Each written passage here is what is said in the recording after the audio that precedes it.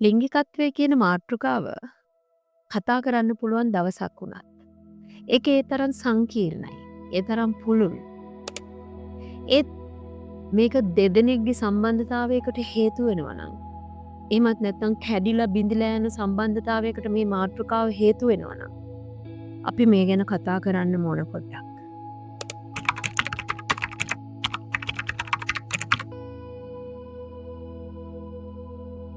ගොඩක් දෙනෙක් කියනවා තමන්ගේ විවාහක සැමියා හෝ බිරිඳ දැන් මට විශේෂ සැලකිල්ලක් දක්වන්නේ නැහැ.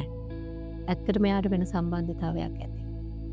නැතිනම් වෙනත් අසම්මතයක පැටලිලා ඇති කියලා. ඔයාලා දන්නවද? කෙනෙක් තව කෙනෙක්ට ලිංගිකත්වය අතුරින් අසාර්ථකත්වයකට පත් වෙන්නේ වෙනත් අසම්මතයක් නිසාම නෙමෙයි. ඒකට ගොඩාක් මනෝවිද්‍යාත්මක කායික පාරිසරික නැත්නම් දෙදෙනා අතර තියෙන අන්තර් සම්බන්ධතාවයේ ගොඩාක් හේතු සාධක තියෙනවා. සමහර විට මේ වෙනකොට මේ හේතු එකක්වත් ඔබ නොදන්නවා වෙන්න පුළුවන්. සමහර වෙලාවට මේ හේතු එකක්වත් නොදන්න නිසා ඔබේ සම්බන්ධතාවයන් දැන් කැඩිලා පිඳිලා ගිහිල්ලා ඇති. සමහර වෙලාවට මේකට හේතුව මොකක්ද කියලා ඔබ සොයමින් ඉන්නවා ඇති. ඒ නිසා මං හිතන්නේ මේ හේතු එකක් හෝ දැනගැනීමෙන් සමහර විට ඔබගේ සම්බන්ධතාවයන් තවත් ශක්තිමත් වෙනවා ඇති. ඒක තමයි වැදගත්ම දේ. ඔබ දන්නවද? ඇතැම් විට ලිංගික අසාර්ථකත්වයට මනෝවිද්‍යාත්මක කරුණු බෙහෙවින්ම බලපානවා. ඒ කියන්නේ ඔබේ මනස තමයි ඒකට වැදගත්. ඔයා දන්නවද? සමහර වෙලාවට දෛනික ජීවිතේ ඔබ කාන්සාමේ නැත්නම් ආතතියෙන් නැත්නම් විෂාදයක තත්ත්වයකින් ඉන්නවනම් ඒක ලිංගික අසාර්ථකත්වයට හේතු වෙන්න පුළුවන්.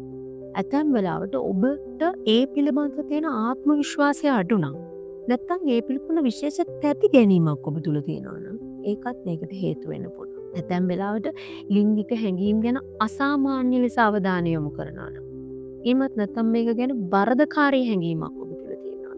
ඒකත් මේ ලිංගිකත්වය අසාර්ථක වෙන්න හේතු වෙන්න පුළුවන්. විශේෂයෙන්ම ඔබ තුල ඔබේ අත්දැකීම් තුළ ඍණාත්මක දරුණු ඍණාත්මක අත්දැකීම් මේ ලිංගිකත්වයේ සම්බන්ධයෙන් තියෙනවා නම් ඒකත් ඔබට මේ ලිංග අසාර්ථකත්වයට හේතු වෙන්න පුළුවන්. ඇතැම් වෙලාවට ඔබ දන්නවද? ඔබගේ සහකරුවා හෝ සහකරුවා නැත්නම් සම්බන්ධතාවයේ පවත්වන පුද්ගලයා මේ ගැන අනවබෝධයෙන් ඉන්න පුළුවන්. ඒ ගැන ඔබ දැනුවත්ද? ඒ නිසා මේ සියලු හේතු මනෝවිද්‍යාත්මකව ලිංගික අසාර්ථකත්වයට හේතු වෙනවා. ඔබ ළඟ සිටින සහකරුවා හෝ සහකාරිය කායික අපහසුතාවයකින් සිටිනවා නම් ඒකත් ලිංගික අසාර්ථකත්වයට හේතු වෙන්න පුළුවන්. ඇතැම් විට ඔහු වේදනාකාරී රෝගී තත්ත්වයකින් ඉන්නවා වෙන්න පුළුවන්. එහෙමත් නැත්නම් ඔහු වෙහෙසකාරී වෙන්න පුළුවන්. ඇය වෙහෙසකාරී වෙන්න පුළුවන්. එහෙමත් නැත්නම් ඇය දරු ප්‍රසූතියකින් පසු අපහසුතාවයකින් ඉන්න පුළුවන්. ඔබ ඒ ගැන මෙච්චර කල් දැනුවත්ව හිටියද? ඇතැම් වෙලාවට ඔහු හෝ ඇය තුම්බීම මත්ද්‍රව්‍ය නැතිනම් ඖෂධ මොනවා හරි භාවිතා කරනවා නම් ඒවත් මේ ලිංගික අසාර්ථකත්වයට හේතු වෙන්න පුළුවන්. අපි මෙච්චර වෙලා කතා කරේ මනෝවිද්‍යාත්මක කායික පාරිසරික හේතු. ඒ වුණාට ඔබ දන්නවද? ඔබ දෙපළ අතර තියෙන සම්බන්ධතාවයේ ස්වරූපයත් මේ ලිංගික අසාර්ථකත්වයට හේතු වෙනවා. ඇත්තටම හැම වෙලේම ඔහු හෝ ඇය ඔබ හෙලා දකිනවා. විවේචනය කරනවා. ඇත්තටම මේ ලිංගික අසාර්ථකත්වයට අකමැත්තක් උනන්දුවක් නොදක්වනවා නම් ඒකත් මේ අසාර්ථකත්වයට හේතු වෙනවා. ඇතැම් වෙලාවට ලිංගික අසීරුතාවයකට හේතුව කුමක්ද කියලා හොයන්න තරම්වත් ඔහු හෝ ඇය අකමැත්තක් පළ කරන්න පුළුවන්. දැන් වෙලාවට අවසාන වශයෙන් කිව යුතු දෙයක් තියෙනවා. අසාර්ථක ලිංගික ඉරියව් හෝ නැතිනම් ලිංගික තොරතුරු sannivedanaya කිරීමේ දුර්වලතාවයත් මේකට හේතු වෙනවා.